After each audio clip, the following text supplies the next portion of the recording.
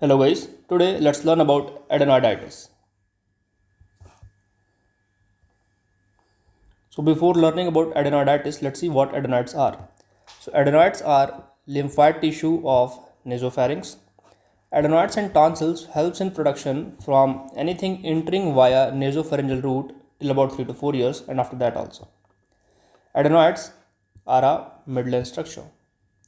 It is also called nasopharyngeal tonsils as they are situated at the junction of roof and posterior wall of nasopharynx. So here you can see this is the roof and posterior wall of nasopharynx. So this is adenoids. Okay, situated at the junction of roof and posterior wall of nasopharynx. It is a single structure. It is present in respiratory tract, therefore has ciliated columnar epithelium. Now let's quickly see the difference between tonsils and adenoids. Adenoids are located in nasopharynx whereas tonsils in oropharynx. Adenoids are single whereas tonsils are paired or two in number. Lining epithelium of adenoids is ciliated columnar whereas tonsils is lined by stratified squamous epithelium. Capsule is absent in adenoids but there is hemicapsule in tonsils that is present on the lateral surface. Crypts are absent in adenoids whereas crypts are present in medial surface of tonsils. Adenoids grows from birth and enlarges till 6 years. Atrophies at puberty and completely disappears by 20 years of age. Okay, so it starts enlarging from birth till 6 years and then gradually atrophies. Whereas tonsils persist throughout life. So this is the difference between adenoids and tonsils. So what are the symptoms related to adenoid hypertrophy? So when adenoid is enlarged, there is nasal obstruction and resultant sinusitis. Mouth breathing because of nasal obstruction. Obstruction of eustachian tube and that may cause otitis media, acute serous otitis media, chronic serous otitis media. Suppurative. Chronic mouth breathing will cause facial maldevelopment, that is high arched palate, dental malocclusion, deviated nasal septum, and because of that, dull elongated face known as adenoid facies. Stasis of the secretion inside, and this may cause sinusitis. So these are the problems associated with adenoid hypertrophy. So let's see what is adenoid facies. This is a 3 marker in university exams. Adenoid facies, elongated, dull, long expressionless face. Pinched nose due to disuse atrophy of elymanzi muscles. Open mouth and drooping lower jaw, giving face or elongated appearance. Hitched up upper lip, crowded upper teeth, high arched palate as the molding effect of tongue on the palate is lost. So here you can see high arched palate, occluded teeth, okay, then open mouth breathing. So these are the features of adenoid facies. Coming to diagnosis of adenoid hypertrophy, first we have to go for X-ray of nasopharynx, that to lateral view soft tissue window. So how to do the grading? Okay, so first draw an imaginary line from the base of the skull. So suppose this is the base of the skull, draw an imaginary line. Then draw an imaginary line from the palate. Okay, so from this to this we have to divide it into 4 halves.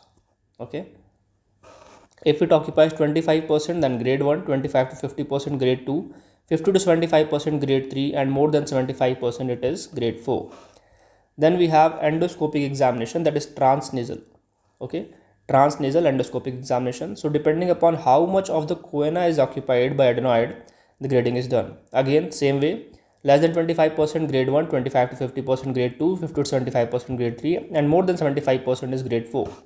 What do you mean by choana? Choana is the communication of nose anteriorly and the nasopharynx posteriorly. Okay, so how much choana is occupied, we have to grade.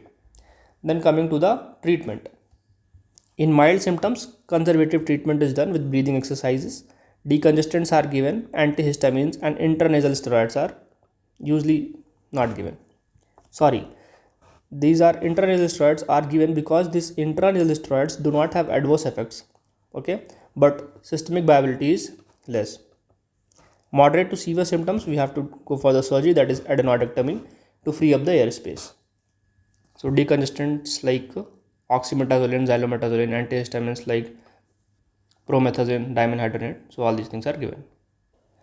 Coming to indications of adenoidectomy, so there should be recurrent sinusitis, sleep apnea, obstructive sleep apnea, and dental malocclusion. So these are the indications for adenoidectomy.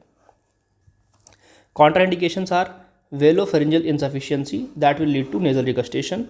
Acute adenoiditis will not go for adenoidectomy. If there is any bleeding disorders, will not go for adenoidectomy, and cleft palate, it is contraindicated. What is velopharyngeal insufficiency? Okay, suppose this is adenoids and this is velopharyngeal wall. If there is no velopharyngeal sufficiency or no wall, then the content from nasopharynx will go again to the oropharynx. Okay, and if we remove adenoid also, there is no hurdle for things to go from here to here. Okay, so in such cases, where is velopharyngeal insufficiency, to prevent nasal regurgitation, will not do adenoidectomy. So what are the methods? There are cold instruments and there are hot methods. Cold instruments uses curette known as Sinden-Thompson adenoid curette to remove the adenoid.